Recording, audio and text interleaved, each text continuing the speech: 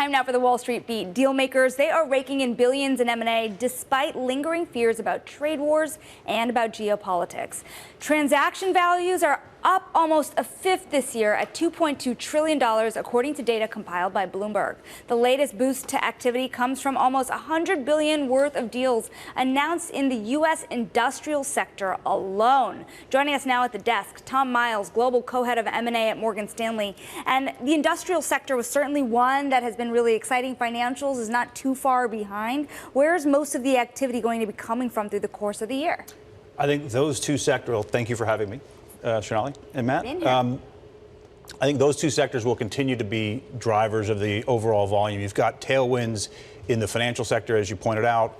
Deregulation, the benefits of scale really play out in the financial sector. So they will continue to see, that sector will continue to see activity as well as industrials. And you've seen it, you've seen a lot of activity over the last several weeks as companies have finished up with plans that they've been making over the course of the last several quarters. So what about valuations right now? Because we're not at record highs anymore, but we're pretty close to them. So how do people feel about the price they're paying for assets? What you're seeing is the price that they're paying. They're paying good prices for good assets. And so we've seen a number of transactions at what valuations seem high today. But as you go, just like it's been over the last cycle, when the deal works out, the deal works out. So the higher valuations in the public market are certainly not scaring off buyers because most of the activity we're seeing now driven by corporates is highly strategic. So you've got synergies, you've got greater growth, all those things that get a company to do M&A are playing out. And so if you pay a price that's reflective of the market, that's what you have to pay to own the asset. Have you seen the kind of deregulation that we were expecting, or the light touch regulation that we were expecting at the end of 24, beginning of 25?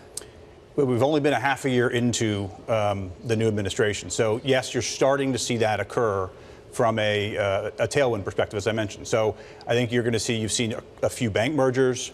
You've seen a number of very large transactions occur. In fact, transactions over $10 billion through July are up almost 100%.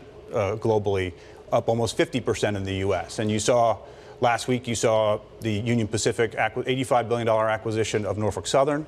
Again, in a week where we had $190 billion of transaction value. That's the largest amount of transaction value since November of 2021 in a single week. And so that activity is continuing across all sectors. That's the deal I wanted to ask about specifically because the idea after President Trump was elected was that we wouldn't have as stringent antitrust regulation.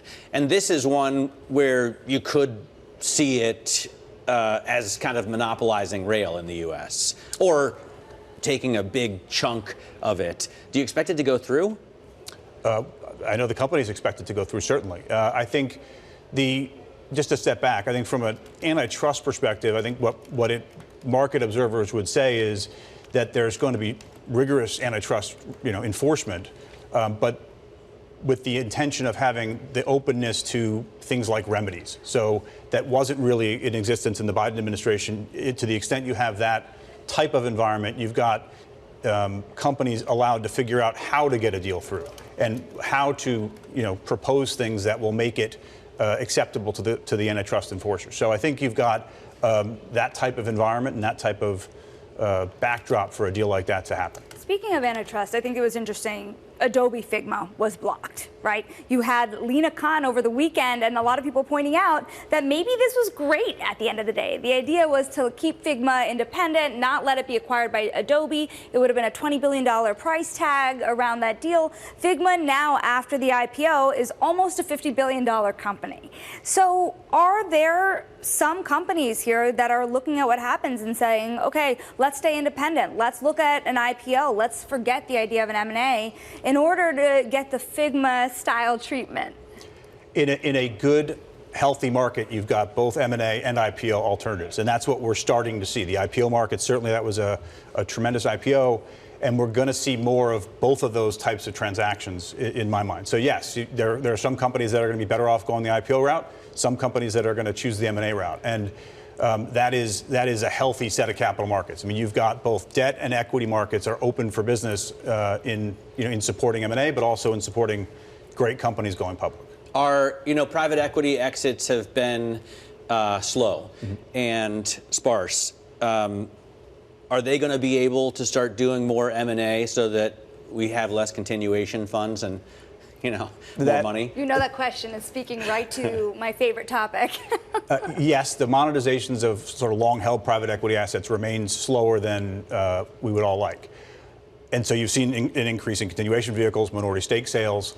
The good thing about it structurally is those will have to happen. And so a better IPO market, a better capital markets in general, and frankly, as interest rates tick down, all those things will help accelerate the monetizations that have to happen over the next couple of years.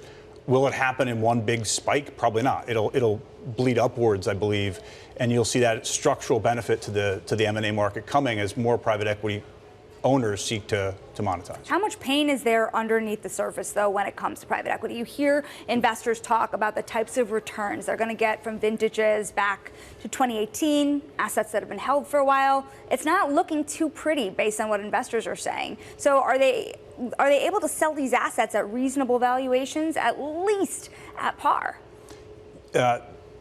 It's a market, so you have some people doing better than others. What I'd say is the underlying profitability of the companies is growing over that period of time. So while the return may not look stellar, the multiple of money may get to where they're going to. And that's really the push that the private equity community is trying to solve for. And I think, we've been through this before. We had the great financial crisis. Different pockets of time have yielded different returns. And I think we're going to be in one where the facts will say that there's a pocket of lower returns. Probably, they usually precede a pocket of very high returns. So it's a set of people that are looking to invest, and they continue to invest in large scale. Could you pitch Warren Buffett a deal for his $344 billion in cash? Is there anything out there for him? A particular criteria, but there is from an acquisition availability perspective, there are lots of great companies out there. You talked in the previous segment about the earnings volatility that's out there.